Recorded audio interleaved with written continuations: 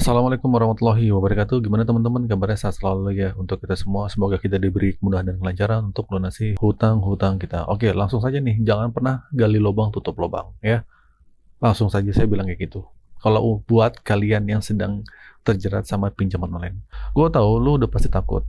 Takut data disebar, takut didatengin sama DC ke rumah, takut kontak-kontak di HP lu dihubungi.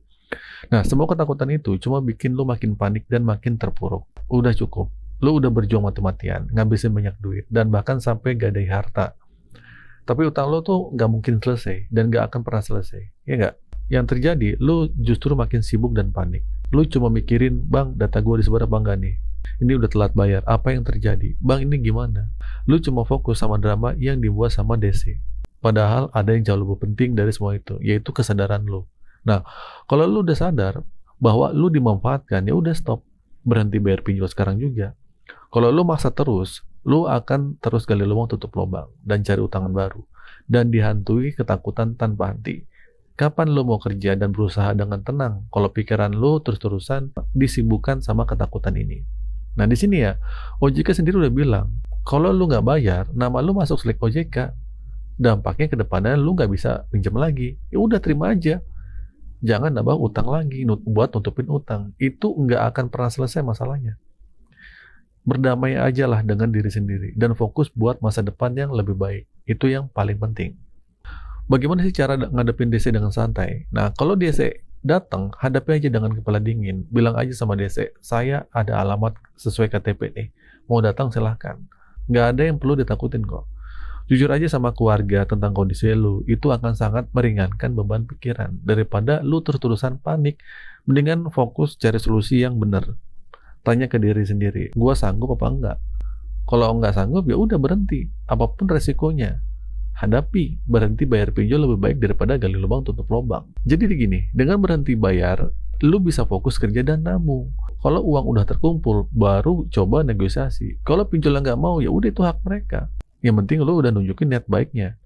Resikonya cuma satu, nama lu masuk selek OJK. Sederhana kan? Nah, kenapa dibikin rumit banget? Gue sering banget ya dengar cerita orang yang kena tipu jasa backup data, ya hapus data utang, galbay gitu kan, jasa galbay. Nah, mikir deh, buat bayar utang aja udah nggak mampu. Kok malah bayar jasa-jasa yang nggak jelas? Lu harusnya lebih pinter kan? Jangan sampai ketipu. Kalau lu terus-terusan panik, lu jadi nggak bisa mikir jernih dan gampang banget tertipu. Nah, sekarang kita bahas soal risiko telat bayar di pinjol yang besar yang terdaftar di OJK. Kayak Akulaku, Kredivo, Shopee Paylater. Nah, risiko-risiko yang sering bikin lu takut kayak proses jalur hukum, aset disita, itu nggak mungkin terjadi. Nggak akan mungkin. Kenapa? Karena prosesnya itu kan ribet, butuh waktu lama, dan biayanya besar banget buat pinjol. Jadi jangan dipikirin lagi. Dia saya datang ke rumah, itu urusannya internal mereka. Tugas kita cuma satu. Kalau ada uang bayar. Kalau nggak ada, ya udah biarkan aja.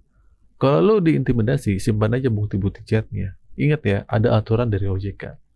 Nggak boleh mengancam, nggak boleh menagih di luar domisili, nggak boleh pakai kekerasan, dan nggak boleh terus-terusan menagih di luar jam kerja.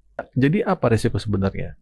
Gue balik lagi ya, biar lu paham. Pertama, nama lu cuma masuk selek OJK.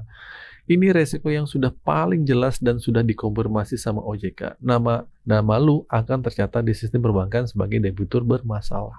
Ya. Kedua, resikonya fatalnya, ya udah lu jadi target perampok online. Ini yang paling bahaya, karena lu udah pinjam di pinjol besar, data lu dianggap data segar nih sama pinjol ilegal. Nah, di sini gue sebut ilegal itu perampok online. Nah, mereka akan menawarkan lu buat pinjam di pinjol ilegal buat nutupin utang lu yang dipinjol dipinjol legal itu. Ya, mereka akan menipu dengan istilah semi legal. Ya, sebenarnya itu nggak ada. Ada banyak banget korban yang tadi cuma punya utang di 2 aplikasi, sekarang jadi 3 aplikasi, bahkan belasan lah karena terjebak. Jadi jangan sampai jadi korban berikutnya. Nah, oke, video ini gue bikin singkat saja ya. Intinya, jangan panik, jangan gali lubang tutup lubang, dan jangan mudah percaya sama janji manis penipu online ya. Kalau lu nggak mau bayar, fokus kerja dan kumpulin uang. Jangan nambah utang lagi. Terima resikonya, yaitu nama lu masuk selek OJK. Dan jadikan itu pelajaran. Nah, satu-satunya yang bisa menghentikan semua ini adalah diri lu sendiri. berhenti panik, berhenti bayar pinjol, dan berdamai dengan diri sendiri. Nah, dengan begitu, lu bisa fokus membangun masa depan yang lebih baik. Oke, semoga video ini bermanfaat. Akhir kata dari saya, Assalamualaikum warahmatullahi wabarakatuh.